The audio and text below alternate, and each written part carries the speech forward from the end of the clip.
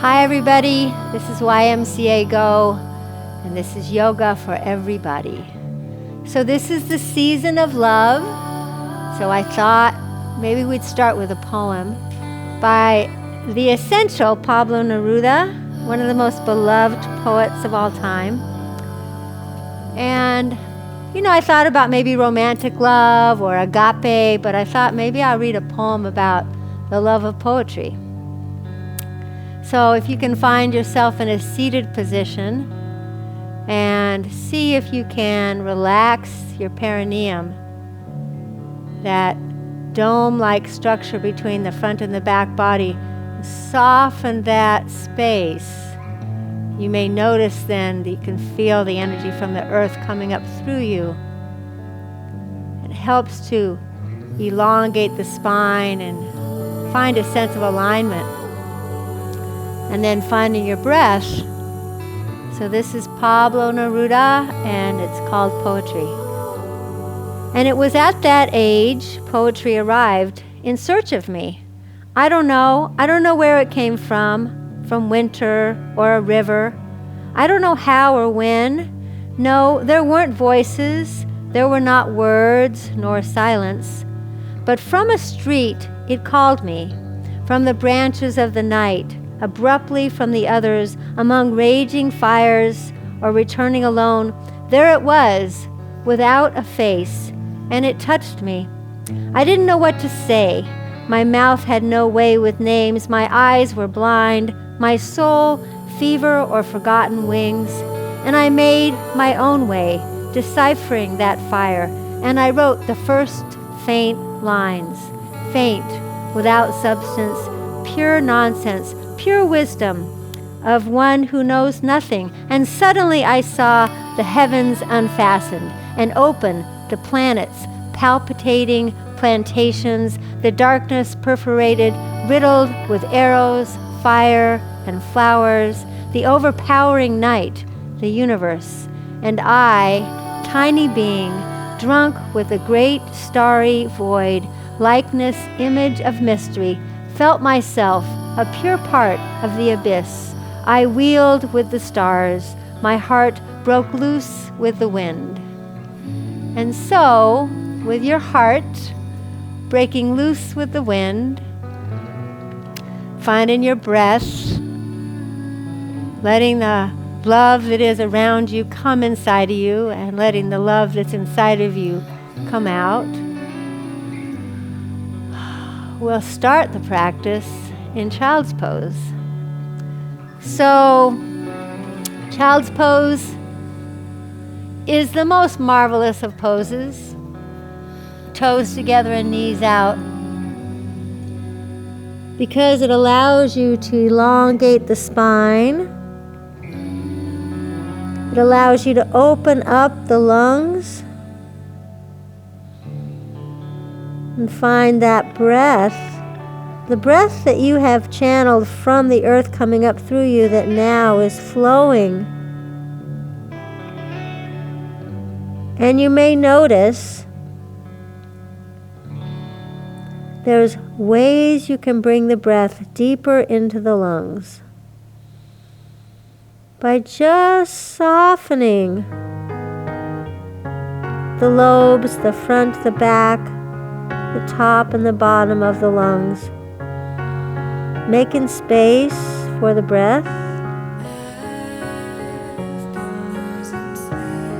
Long, slow, beautiful breath.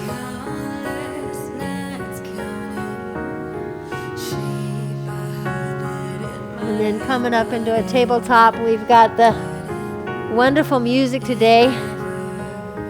Gino's bringing us love songs.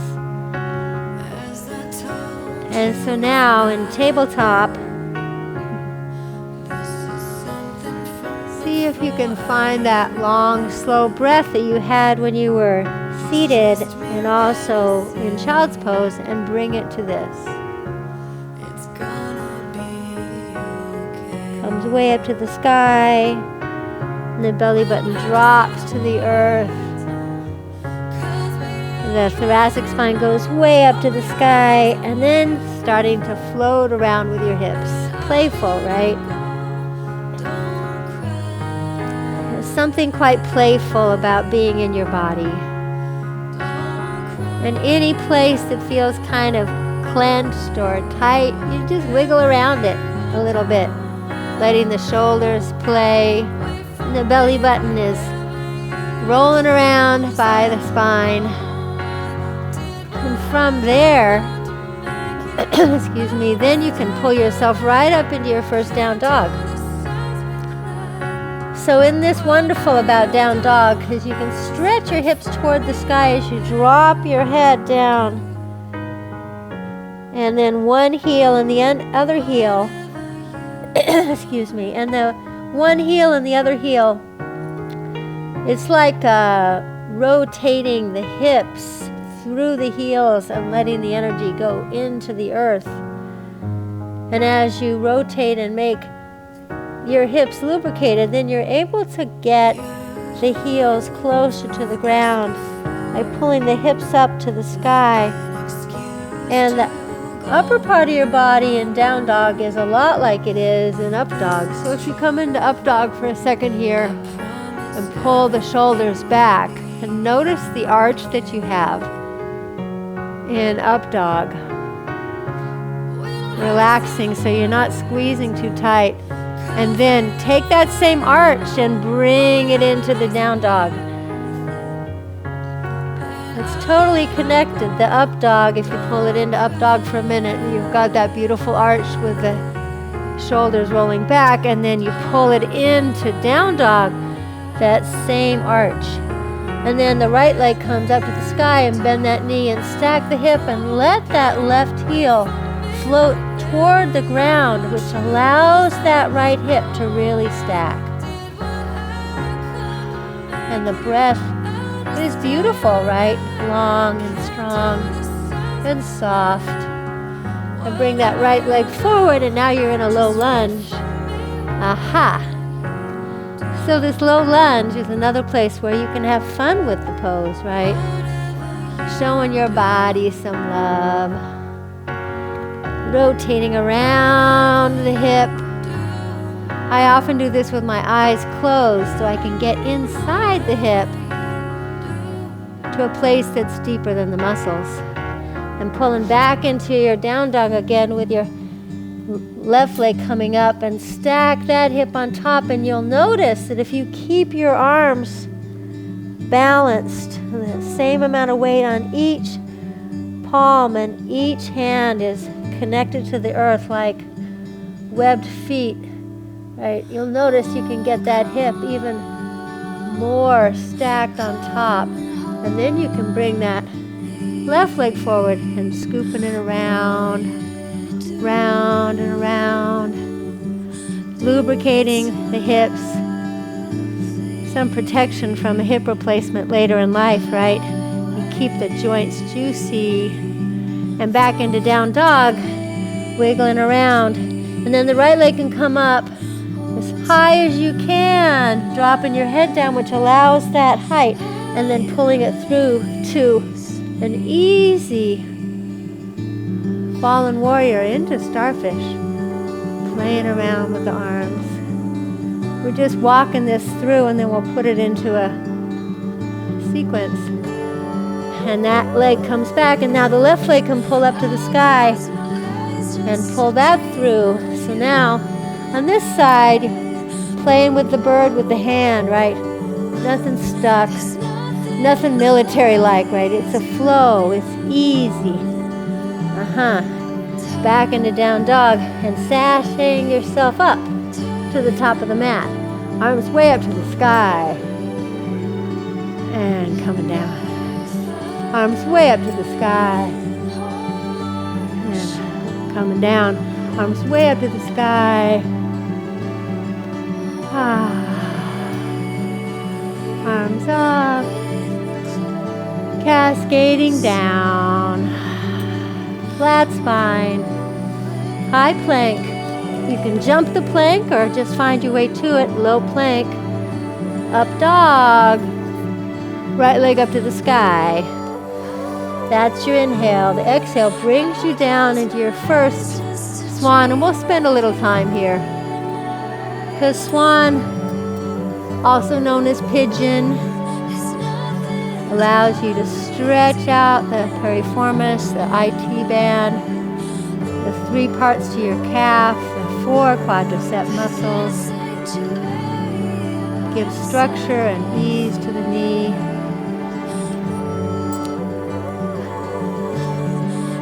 Sashaying up to the top of the mat. We'll walk it through just that part of the sequence before, and arms up to the sky. Cascading down. Flat spine. High plank. Low plank. Up dog. Right leg comes up to the left leg comes up to the sky this time, and coming down. So nice. Right into swan on the left side. Such a nice, easy time.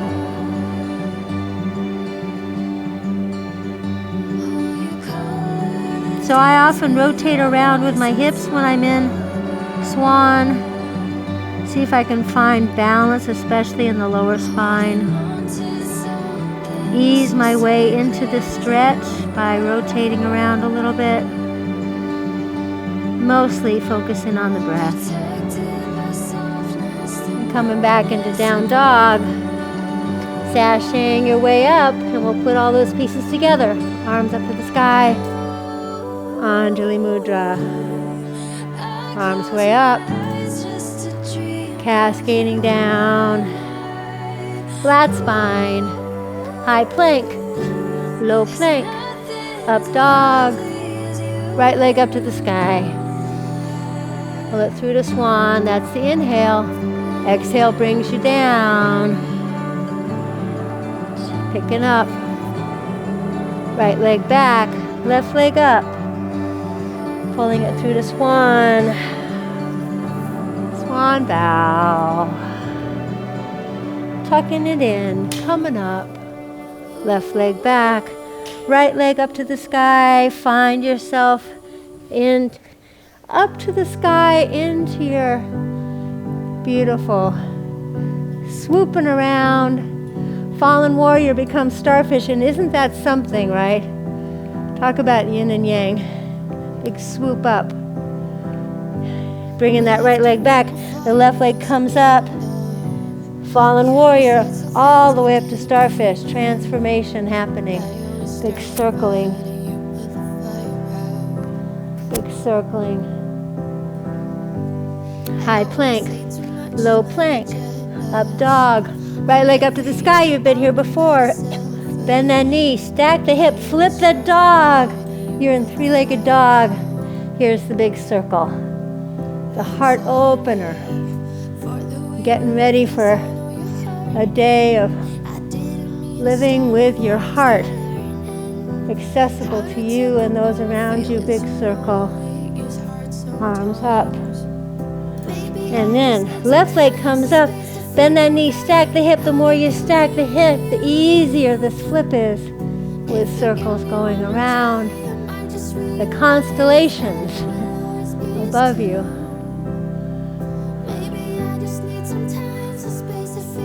High plank, low plank, up dog, child's pose. So you might notice how different child's pose already feels just by doing that first sun salutation.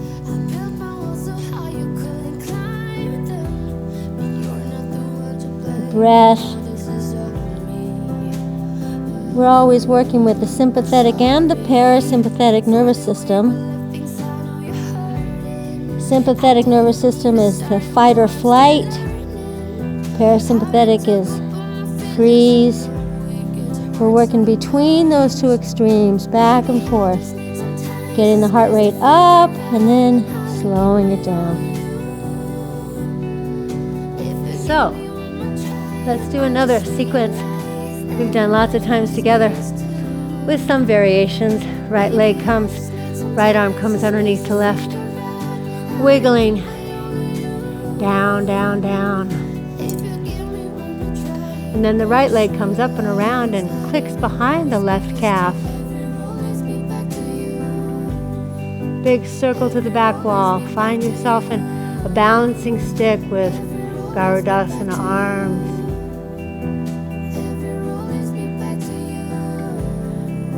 Arms come up to the sky.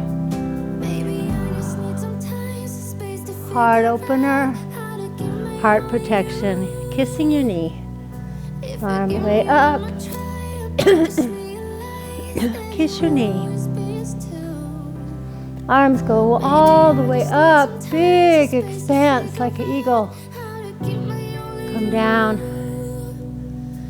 Arms all the way up. Hands come behind in back prayer. Always a reason for another soulful prayer. Forehead comes to knee. Left hand comes down and the right arm comes up. There's that beautiful line from the earth coming up through the right shoulder, up through the right hand, up through the fingers. Left hand comes in front and you can land yourself here now in half moon. Coming back down, arms come way up. Clasp your hands, straighten your left leg. Find your forehead and your knee.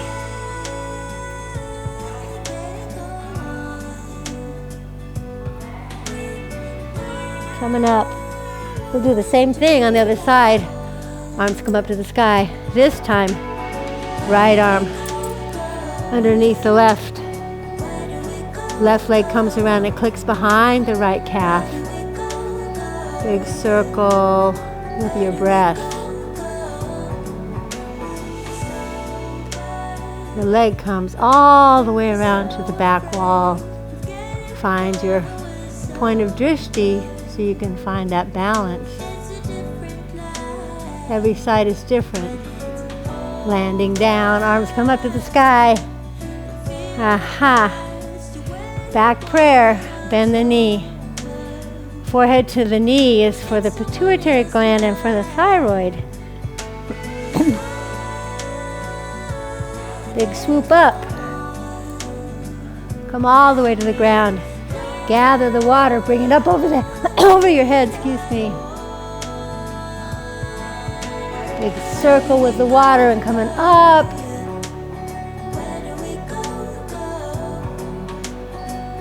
All the way up. This time landing your right hand on the ground on the inside of your right foot, finding yourself in a beautiful triangle. Left hand comes down and the right arm comes up, and let that be. Slowly but surely opening up from the lower spine. Using that left hand as a leverage so you can really twist from the lower spine. And coming up from there, clasping the arms, bending the knee, forehead to knee. And that's something. The flexibility that comes through the breath. Arms up to the sky. Coming up to the top. Wiggling around. So the hips want to move, right? It's very hard to do that when you're in a chair all the time. So yoga, we remind the hips of their flexibility. Remind the shoulders of the way that they can move. Finding that bird. Finding that openness. So then, with that stretching and flexibility, put your hands on the inside of the hips. You can actually go inside a little bit to come down. And you open your legs as much as you need to get your hands on the earth, spreading the fingers. And then you can open your legs a little bit more and get your forearms on the ground. And that feels so good, right? For the inside of the thighs. And see if you can put a lot of energy on the outside of the feet. You'll notice how that engages your muscles some more, and then you soften. That's the trick that makes it very different than exercises. You're softening on the inside with the breath. It's a very deep stretch. And then coming up onto your hands and letting the right arm come up. And follow with your eyes so that the optic nerve also gets this connection to the upper spine. And the right hand comes down and the left arm comes up, and notice how you can do this from the lower spine. And then the middle spine, then the upper spine. Yeah. And if you come down again onto your forearms and play a little bit, rocking back and forth, relaxing with your toes. When you come up all the way then, you'll already have that stretch to come right into your warrior two. So, stretching out. So you're in reverse warrior, right? Of course, that's a symbol as well, what it would mean to reverse the warrior stance in our lives. And side angle. And then reverse warrior, otherwise known as peaceful warrior. The thigh runs parallel to the ground, and your arms are moving like honey. Right? No muscles here, it's a floating feeling.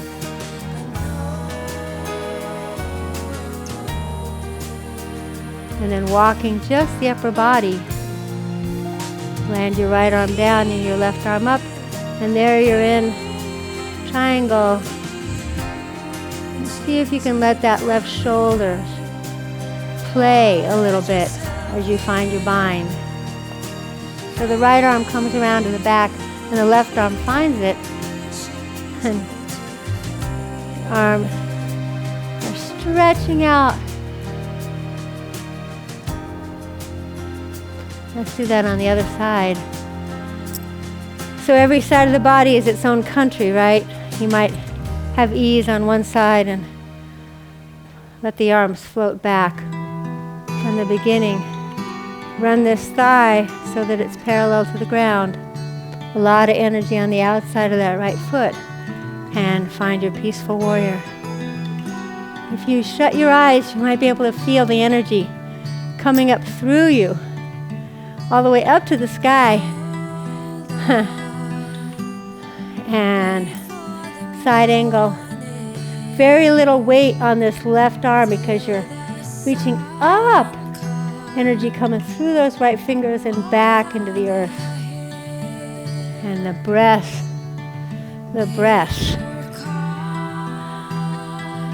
And back into keeping your legs there. Walking just the upper body. That's the trick, right? That's how you really get a extended triangle. Left arm to the ground and the right arm up to the sky. And you're stacking the shoulders on top of each other. The chin comes up toward the right shoulder and the eyes are up toward the fingers. And then using the leverage from that left elbow to push that left leg back to get even more of a stretch. And that's what opens up that right scapula. And the traps are softened so you can find yourself in a bind. You're coming up. Arms up to the sky. Finding yourself clasping. Arms up to the sky. Clasping the arms behind you. Softening the shoulders. Opening up the heart. Arms way up. Coming down. Opening up the heart. Left hand comes down to the left foot. The right arm comes up. And from here, you can find yourself in another half moon. It's a glorious thing, right? Put the left hand down and the right arm comes, the right leg comes up. And then use the breath to stack that right hip on top of the left, making minor shifts of energy. The foot is like an elephant. And coming down, and we'll do that same thing on the other side. So, right arm comes down, and you can use that hand as your pivot point to find the balance. It's a beautiful thing once you stack one joint on top of another, the strength that comes from that, and the balance, and coming up. And here we go. Hopefully you're getting high from the endorphins, getting high from the music, finding your, as Mary Oliver says, your place in the family of things. One more time, all the way up. And this time, coming all the way down. So, here we are in Garudasana, pressing the hands together. In garland, in garland. And pressing the hands together allows the spine to straighten. And now, if you use your triceps, you can press your knees out, and that gives you a lot more space. So when you put your hands down and you use the triceps as a shelf on the inside of your feet, connecting now into crow, and you can touch those toes, and you might just do one toe and then another toe or both toes together, but it's a playful pose, crow is. Touching the toes, and then you can come right into your headstand if you want, or you can stay where you were in garland. But if you're doing headstand, this is a wonderful way to get into it because you're already halfway up when you have that platform. And now you're finding the breath to be able to stack. And once you find that stacking, it's pretty easy to stay in that quiet place. Energy coming from the crown chakra all the way up through the body. And then you can come back the same way you came, or you can stretch your legs out into a pyramid upside down and use your abs to come down quietly. But whether you did the headstand or not, everybody can do happy baby. By now, the spine is so happy. You'll notice things that you can do now you couldn't have done 20 minutes ago, right? Woo!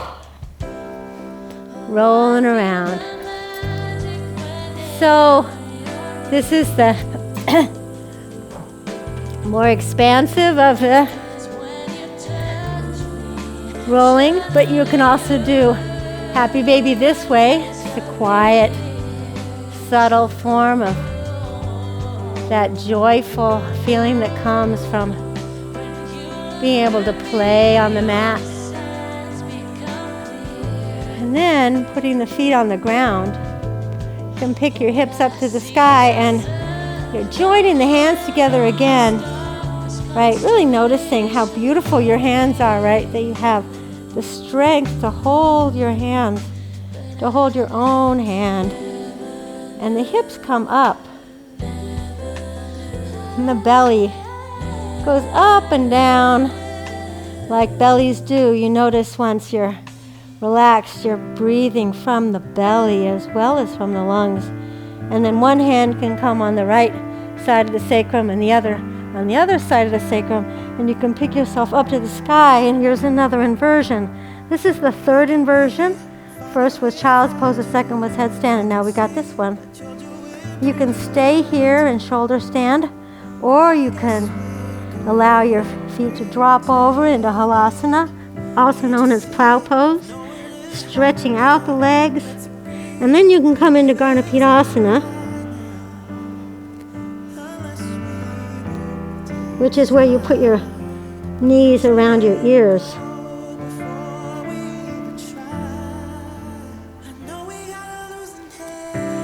But regardless, the point here is to get ready to roll down on the spine, one vertebrae at a time. This is the subtle, beautiful part of the practice. Cervical spine, then thoracic spine, then the lumbar spine. And isn't that wonderful? So then picking the hips up to the sky, brushing your hands alongside the body and letting the hips come back down. Now play the vertebrae. You know, my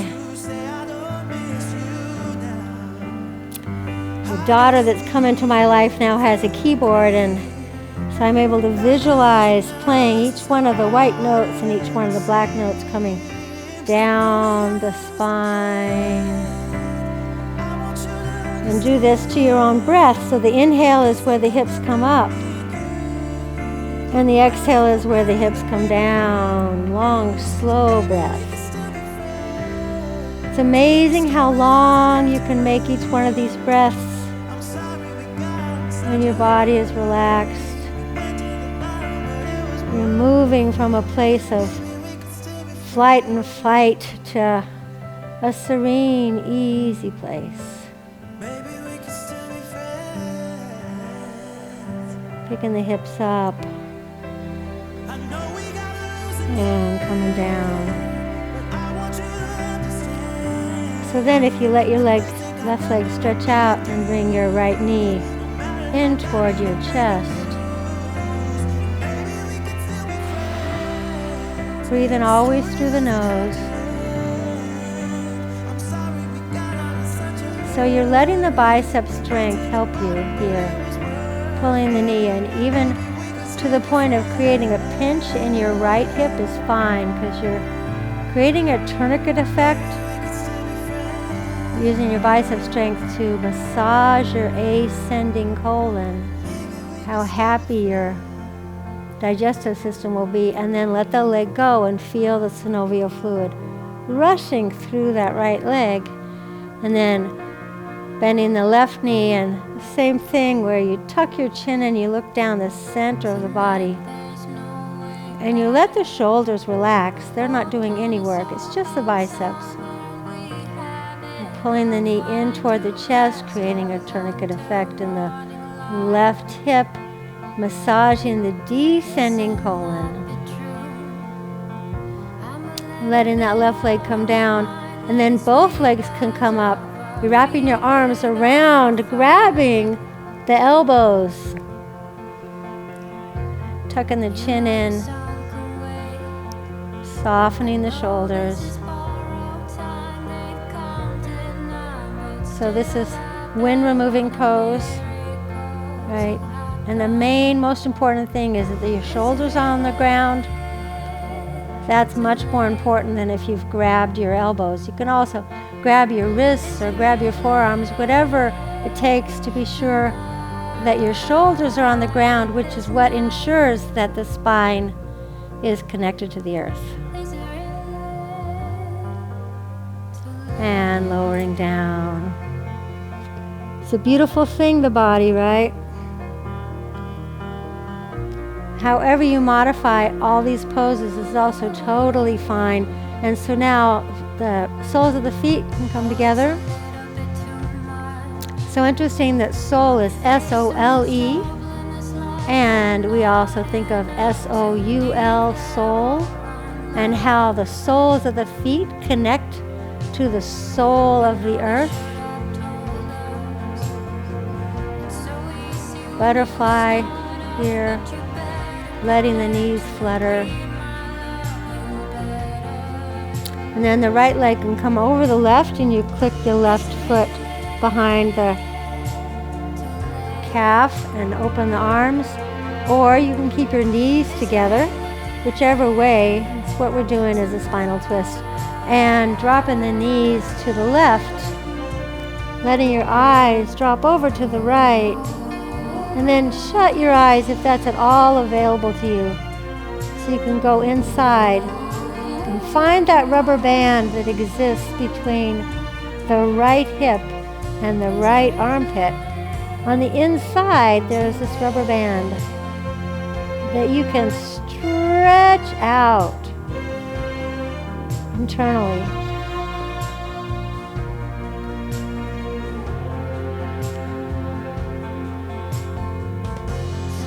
So these stretches that we do for the spine is partly to keep the left foot is now coming over the left knee and clicking behind, to keep the spine supple and strong at the same time, so you don't get a hunchback, so you don't start to stoop, but you walk around as if you're carrying a bird on the top of your head.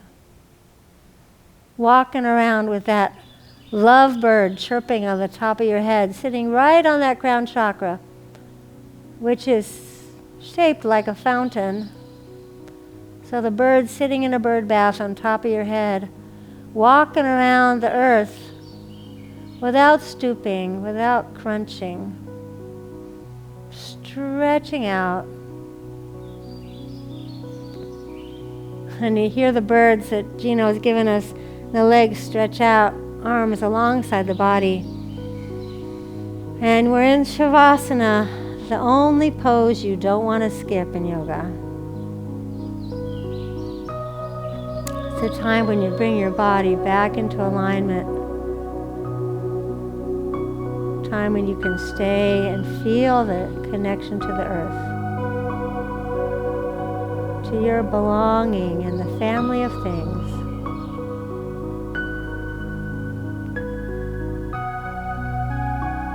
Letting every part of the body sink into the ground.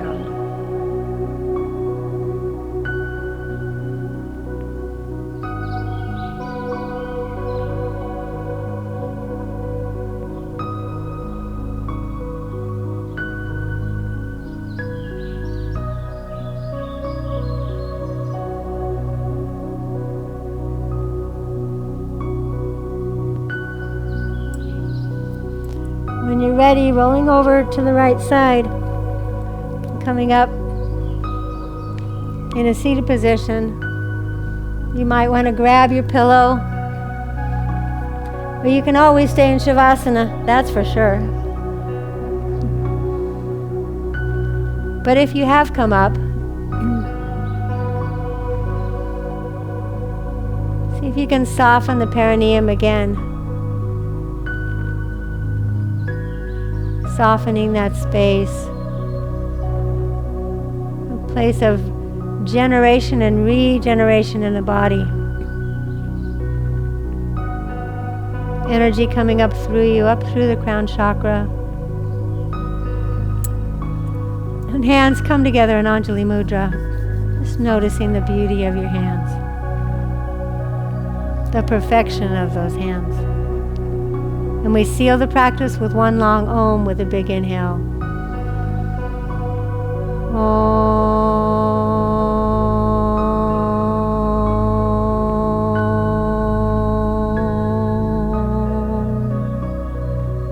May the light within you and the light within me bring justice and peace to this earth.